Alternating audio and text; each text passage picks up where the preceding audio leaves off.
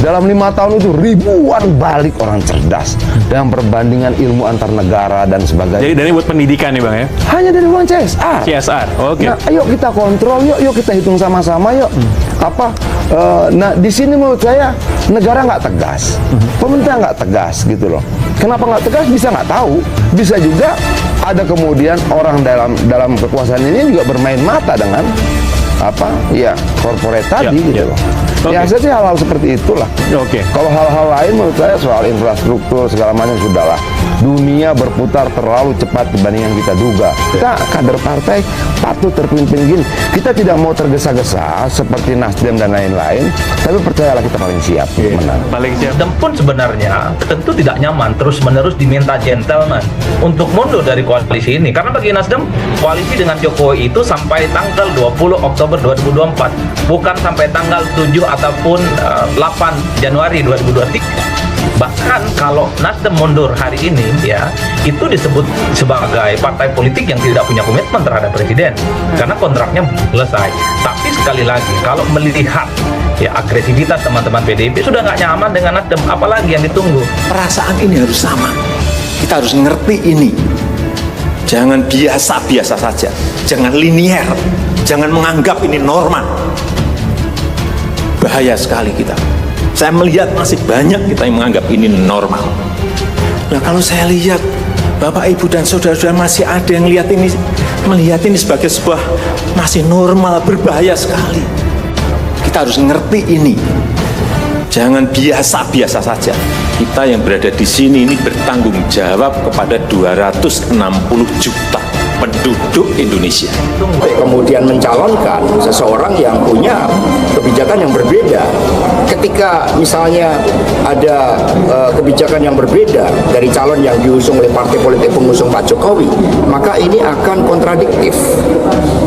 Contohnya saya mendengar berkali-kali Pak Anies tetap mencoba untuk mempertahankan ibu kota tetap berada di Jakarta, sementara Pak Jokowi menginginkan adanya suatu kesinambungan kepemimpinan agar visi Indonesia sebagai poros maritim itu juga dapat dijalankan dengan sebaik-baiknya. Inilah yang harus kita Indonesia sejak dulu kala tetap dipuja-puja bangsa. Pantas Adiana Pitupulu dipolitisi hebat. Begini kelakuan masa SMA sampai pindah sekolah 4 kali. Politisi PDIP Perjuangan Adiana Pitupulu dikenal sangat vokal dalam menyuarakan aspirasi, termasuk membela partainya. Ia berani berdebat dengan data yang akurat. Ternyata ia sudah terkenal berani sejak kecil di kalangan politisi tanah air. Siapa yang tak kenal Adiana Pitupulu? Politisi muda PDIP ini sering muncul di media massa saat pemilihan presiden 2019 lalu. Dia salah satu juru bicara andalan Jokowi di Pilpres. Saat ini Adian telah menjabat anggota DPR RI di posisinya yang mentereng seperti sekarang ini. Siapa sangka Adian memiliki perjalanan hidup yang cukup unik untuk diceritakan. Misalnya, saat dia pas duduk di bangku sekolah, aktivis 98 ini rupanya pernah 4 kali berpindah-pindah sekolah saat masih duduk di bangku SMA. Bahkan dia mengaku sempat minder ketika kumpul bersama keluarga saat momen hari raya, karena saat itu keluarganya yang lain kerap bercerita tentang prestasi anak mereka. Kepada orang tua Adiana Pitupulu ini, sudah beginilah, ini dapat juara ya. Tertekan juga sih, lebih baik menghindari pertemuan-pertemuan keluarga seperti itu, ujarnya. Cerita ini disampaikan Adiana Pitupulu saat menceritakan kenangan perjalanan hidupnya saat masih remaja di studio tribunnews.bogor.com. Menurut dia saat itu, prestasinya di sekolah tak begitu memuaskan. Bahkan ia sampai 4 kali berpindah-pindah sekolah ketika masih SMA. Karena kenakalannya saat masih remaja, pernah tidak naik kelas 4 kali. Pindah SMA karena dikeluarin. Terus ujarnya, menurutnya, perjalanan hidupnya sebagai syarat kegagalan sudah ia penuhi. Banyak orang sekali menghakimi masa depan anaknya sendiri karena perbuatan perilaku. Anda tidak naik kelas. Diberhentikan katanya. Lalu dalam omongan keluarga dia dihakimi seolah-olah tidak punya masa depan. Semangatnya dimatikan, lanjut Adian. Hidup itu misterius, gak ada orang yang tahu tentang arah hidup. Setiap manusia itu bagaimana dia pernah punya masa lalu yang buruk, tapi kemudian dia punya masa depan yang baik. Tidak ada yang bisa menjadi hakim buat masa depan seseorang, kata dia. Seperti diketahui, Adian Napitupulu merupakan seorang lulusan sarjana hukum Universitas Kristen Indonesia. Ia juga dikenal sebagai aktivis 98, kini ia menjabat sebagai anggota Komisi 7 DPR RI dari fraksi Partai PDIP. Ia merupakan wakil rakyat yang duduk di kursi DPR RI dari Dapil Kabupaten Bogor 2019 hingga 2024. Politisi PDIP Perjuangan Adian Napitupulu mengaku tidak tertarik untuk hadir dalam acara Nusantara Bersatu di Stadion Gelora Bung Karno kemarin.